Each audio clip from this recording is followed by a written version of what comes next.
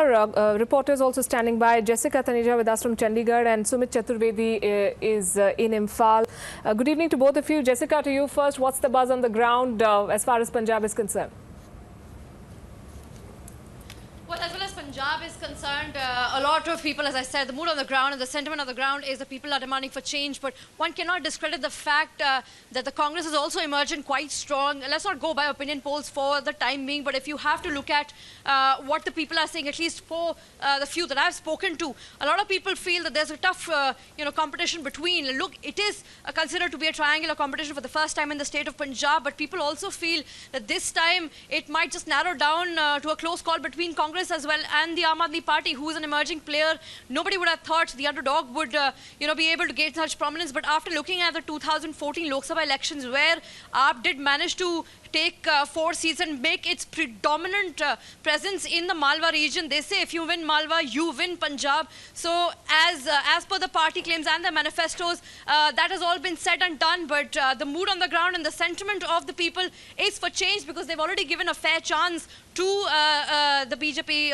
Shiromani Akali Dal alliance, as well as the Congress in the past once. And they feel that in that particular term, they haven't really seen the kind of change, the kind of development the state of Punjab is demanding in terms of the agricultural sector. Talk about the unemployment rates soaring high, or even talk about the drug menace that had gained prominence in the recent while. Also, not to forget the Shiromani Akali Dal alliance with BJP is there has been highly accused for not being able to condemn people behind people who were behind the desecration of the holy book, which Shiromani Akali Dal pays its homage directly to the Gurudwara Prabandhak Committee. So a lot of Sikh followers there. Now, interestingly, we see that AAP is doing, or certainly according to some polls, AAP is doing very well in the Sikh areas rather than the Hindu areas.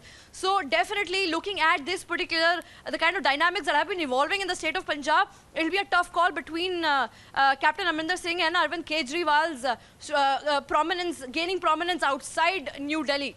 Absolutely, Jessica. Please stay on while we quickly go across to another of our correspondents. Sumit Chaturvedi is joining us from Imphal in Manipur.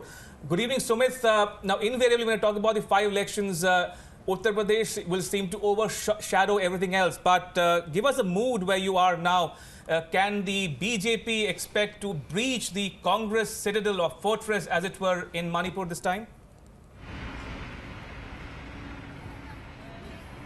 Well, it looks quite difficult at this moment, as Congress, the current party, the party which was in the majority, which was ruling the state, and now that we have spoken to people, and people, they were not quite, against Congress. So there is no mood of anger against Congress, which can go in favor of Congress. But yes, the main negative thing which can go against Congress is the economic blockade, which people are facing from the last 4 to 5 months. That's the biggest point which can go against Congress in this state. But as far as BJP is concerned, they will make some gains here too, because all across the state we could see the popularity of BJP also gaining ground.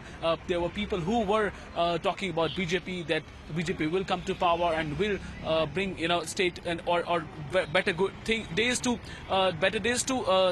state, because of the fact that they will be able to stop or finish this economic blockade, which has been troubling people here all around. If you talk about the economic blockade, it's been on since November 1st. It's been organized by Naga Joint Council against the creation of 7 new districts by the current Congress government. So because of this economic blockade, people are facing a lot of problems here. The prices of essential commodities have gone up. Things like petrol are ₹200 to a litre. So people are facing a lot of hardships. So with a short memory, they have voted, and they have come out in large numbers, which shows that there could be some kind of anti-incumbency against Congress as well, because the current CM, Okram Ebobi Singh, has been there from the last 15 years. So it's quite a while when people would like to give another party a chance. But yes, currently, so far as the current Congress is concerned, there's no big anger against Congress as well. That is to be kept in mind. The other 2 parties which are in fray are, first, the Praja Party of Iram Shamila, who is fighting for the first time, who has adopted constitutional means to fight and to bring her voice to... Sumit, I have a question for you. Absolutely. Yeah, please go ahead. So Yeah. the issue is, do you think that the territorial integrity of Manipur is the key issue, or do you think that the incumbency, Ibobi Singh, 15 years, and all that will, come to bite Mr. Ibobi Singh? Because if you look at the speeches of the Prime Minister, for 1 hour he kept on explaining that the Nagaland will not challenge, or the accord will not challenge the territorial integrity of the state of Manipur. So you have been in Manipur for 48 hours. Do you think that is that the core issue there, or the other issues of economic degradation or 15 years, or those are the issues? Which is the key issue on which the RSS BJP has fought the campaign in Manipur? Well, the key issue so far have been, as we've spoken to locals, as we've spoken to other people, is the economic blockade issue, because this has been troubling people here now and then. But yes, on the other issue, the development has actually taken a center stage.